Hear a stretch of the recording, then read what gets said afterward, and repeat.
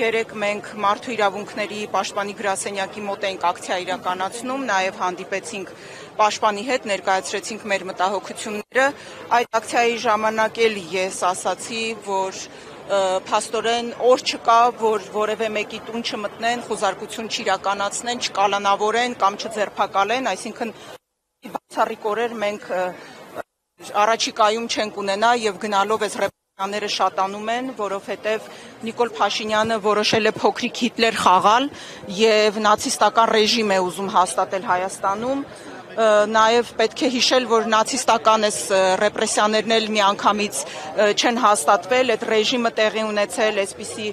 փոքր ձերբակալություններով, հետապնդումներով ու քանի որ համատարած լռություն է տեղի ունեցել, այդ չարագործը կարողացել է ամրապնդել իր դիրքերը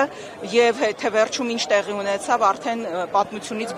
բոլորիս է հայտնի։ Հիմա այս միջազգային հանրության լռության ներքո դեսպանատների, մարդու իրավունքների պաշտպանությամբ զբաղվող հասարակական կազմակերպությունների, այս համատարած լռության ներքո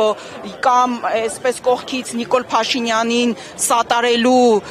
իրենց ջանքերի շնորհիվ մենք փաստորեն նոր փոքրիկ ֆյուրեր ենք ստանում, որովհետև իրենց համար ավելի կարևոր են ոչ թե ժողովրդավարական արժեքները, այլ այն, որ Նիկոլ Փաշինյանը դարձել է իրենց ձեռքին գործիք ընդդեմ Ռուսաստանի եւ Հայաստանը դարձրել է աշխարհաքաղաքական մանրադրամ։